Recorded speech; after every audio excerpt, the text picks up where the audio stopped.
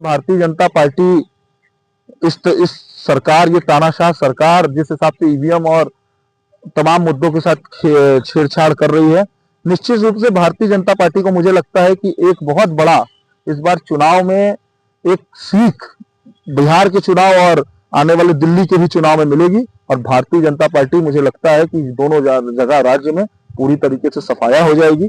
और साथ ही साथ नीतीश कुमार जी को भी पता लग जाएगा कि भाजपा के साथ जो हुआ, आज देखिए सबसे बड़ा मुद्दा आज शिंदे जी हैं। आज शिंदे को कोई पूछ नहीं रहा है, पहले जाके पता करिए कि वो मुख्यमंत्री बनेंगे कि नहीं बनेंगे। नमस्कार, मेरा नाम पीयूष श्रीवास्तव, मैं महानगर महासचिव महानगर कांग्रेस कमेटी वाराणसी उत्तर प्रदेश। पीयूष जी, कांग्रेस पार्टी से आते हैं आप, एक पदाधिकारी भी हैं। उपचुनाव हुआ उत्तर प्रदेश में, उसके बाद महाराष्ट्र में, उसके बाद झारखंड में। महाराष्ट्र में विजय प्राप्त की है भारतीय जनता पार्टी ने, कैसे देखते हैं, क्या कहना चाहेंगे? देखिए, महाराष्ट्र चुनाव को लेकर के जिस हिसाब से भारतीय जनता पार्टी ने वहां कुकृत्य किया है, उसमें कोई छुपा नहीं। भारतीय जनता पार्टी पूरी तरीके से, अब आप ये देख रहे हैं कि दो मुंह वाला काम करने का काम करती है।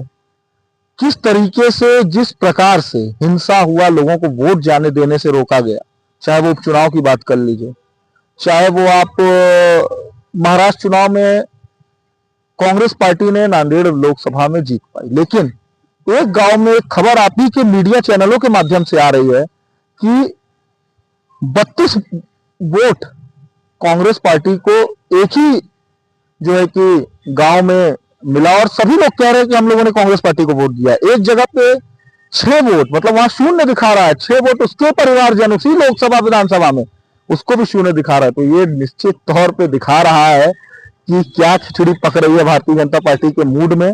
और जहां तक झारखंड चुनाव की आप बात करेंगे, झारखंड चुनाव में जिस प्रकार से हेमंत सोरेन जी के साथ, जो इस समय वर्तमान में मुख्यमंत्री हैं, उनके साथ जो प्रताड़ित किया गया, जनता ने उनको उसका जवाब दिया। आदिवासियों के साथ जिस प्रकार से नरेंद्र मोदी एवं उनकी सरकार ने छल करने का काम किया है, उनके पीठ पे छुरा भोंकने का काम किया है, उस पर हेमंत सोरेन सरकार की अच्छी नीतियां और उसके साथ ही साथ आदिवासी जनता ने, आदिवासी लोगों ने, झारखंड के समस्त बहनों ने, माताओं ने जिस हिसाब से वोट किया है वो बढ़िया। और हम लोग महाराष्ट्र चुनाव के लिए भी कहता चाहता हूं कि महाराष्ट्र चुनाव के लिए भी हम लोग समीक्षा बैठक कर रहे हैं। अभी सीडब्ल्यूसी की बैठक होने वाली है, उसमें महाराष्ट्र चुनाव के मुद्दे को लेकर के ही बात होगी। और निश्चित तौर पर मैं कह रहा हूं, हम लोगं ने पहले भी कहा है कि ईवीएम का खेल अब बंद कर देना चाहिए। जहां हम जीते हो चाहे जहां हारे हो, मैं दोनों आपके माध्यम, टीवी के आपके चैनल के माध्यम से कह रहा हूं, चाहे जीते हो चाहे हारे हो, बैलेट पेपर की गिनती करना शुरू हो जाए, वीवीपैट की गिनती करना शुरू हो जाए, निश्चित तौर पे परिणाम मुझे लगता है कुछ और होगा। यूपी चुनाव में बड़े बड़े दावे थे इंडिया गठबंधन की। कहा जा रहा था लोकसभा चुनाव में 37 सीटें प्राप्त हुई समाजवादी पार्टी द्वारा और 41 सीटें लगभग लगवाई। ये कहा गया कि भैया कायाकलाप पलटेगी इस बार उपचुनाव में, जी, जो है कि सेमीफाइनल देखा जाएगा और 27 में फाइनल। जी, चुनाव में तो पराजित हो गए तौर पे, पूरा तरह से पराजित नहीं हुए, गलत बात है ये। 8 सीटें भारतीय जनता पार्टी की झोली में और 2 सीटें मुझे लगता है समाजवादी पार्टी व इंडिया गठबंधन की झोली में। उसमें भी क्या धांधली हुई, कैसे पिस्टल लेके लहराया जा रहा था सरकार द्वारा, सरकार के पोषित पुलिस वाले गुंडों को मैं कह रहा हूं, पुलिस वाले गुंडे इसलिए बोल रहा हूं कि जिस प्रकार से लोगों को रोक रहे थे, ये वीडियो वायरल आप ही के चैनल, आपने खुद अपने माध्यम से वायरल किया हुआ है, तो आप लोग देखिए किस तरीके से समाजवादी पार्टी के जो वोटर्स हैं और जो इंडिया गठबंधन के वोटर्स थे, जिनको आप कहते हैं कि एक तरीके से कथाकथित दूसरे धर्म को लेकर के एंगल करते हैं, वोटर एक होता है।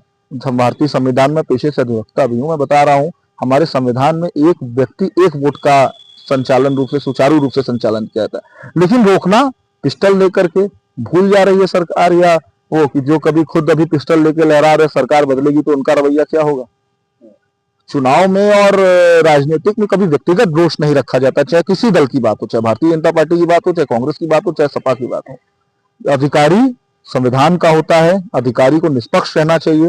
और 2 मापदंड, महाराष्ट्र चुनाव में क्यों डीजीपी बदल वही रहा और झारखंड चुनाव में डीजीपी बदल दिया गया था, आपको याद होगा। तो डीजीपी बदलने से नहीं होगा, जनता ने करारा वोट किया है। और अब तो भारतीय जनता पार्टी संबल हिंसा करा करके तो खुद ही समझ जा रही है कि क्या स्थिति है। नारा, भाषण, नारा लगाने से नहीं होगा। के तौर पे कई चैनलों में बैठते हैं जी, जी। 27 की रणनीति क्या नजर आ रही है? देखिए, निश्चित बिहार की रणनीति निश्चित रूप से 27 और 25 की बात करेंगे। बिहार में तेजस्वी यादव जी के नेतृत्व में, इंडिया गठबंधन के समस्त साथियों के नेतृत्व में हम लोग बिहार का चुनाव जीतेंगे जैसा झारखंड के चुनाव में जीते। पूर्वी लोग, जिसको हम लोग ईस्टर्न यूपी कहते हैं या पूर्वी जोन कहते हैं, उसमें लोग पूरे तरीके से मन बना लिए हैं। मैं कह रहा हूँ भारतीय जनता पार्टी को भगाने का कोई मुद्दा नहीं उठा रहा है। भारतीय जनता पार्टी, यही स्मृति ईरानी सिलेंडर लेके बैठ जाती थी रोड पे, आज हैसियत नहीं। अब तो खैर पूर्व हो गई, पूर्व की भी पूर्व हो जाएंगी। स्मृति ईरानी की बात नहीं कर रहे हैं क्योंकि उनको कोई सीरियस मुझे लगता नहीं कोई नेता लेता है। और जहां तक बात है कि अब भारतीय जनता पार्टी महंगाई जिस हिसाब से बढ़ा रही है, सब्जी टमाटर के दाम 100 रुपए किलो हो गए। देखिए मुद्दा ये बड़ा है और इसी मुद्दे पे जनता वोट करेगी। महंगाई, बेरोजगारी और अर्थव्यवस्था, यही 3 मुद्दा जो सबसे बड़ा है। राहुल गांधी जी ने भारत जोड़ो यात्रा, भारत जोड़ो यात्रा का कॉन्सेप्ट यही था कि हम दोनों लोग जनता के सरल और सहज मुद्दे तक करेंगे।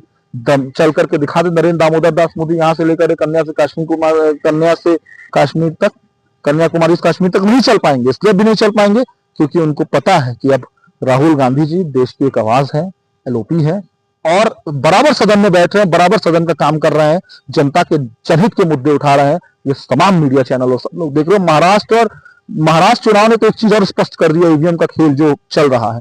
अभी मुझे लगता है 3 या 4 दिसंबर को आमंत्रित किया, मैं देख रहा था न्यूज चैनल पे, कि हम लोग अपनी बात प्रखरता से रखेंगे और हम लोग हमेशा ईवीएम के खिलाफ, और ये भारतीय जनता पार्टी भी खिलाफ रही है। एक समय अटल बिहारी वाजपेयी जी का ही वक्तव्य था। तो मुझे लगता है अगर भारतीय जनता पार्टी पंडित दीनदयाल उपाध्याय और अटल बिहारी वाजपेयी से प्रेरित है तो उनकी बात को मानना चाहिए। नहीं तो इससे मुझे तो लगता है कि भाजपा में तो जैसे सारे नेताओं को साइडलाइन किया जाता है, आडवाणी जी इसकी एक वो थे। और मैं अभी तक किसी भारतीय जनता पार्टी के प्रधानमंत्री जी को, दादा श्यामराव देव चौधरी जी का निधन हुआ, उसके लिए हम सब लोग, कांग्रेस के लोग, पूरे काशीवासी सभी लोग, बनास के लोग उनको सच्ची श्रद्धांजलि देते हैं, उनके श्रद्धा सुमन अर्पित करते हैं श्री चरणों में। लेकिन मैंने नहीं देखा कि भारतीय जनता पार्टी के रूप में प्रधानमंत्री जी को आना चाहिए और अपने कार्यकर्ता से मिलना चाहिए जैसे राहुल गांधी हमारे यहाँ मिलते हैं।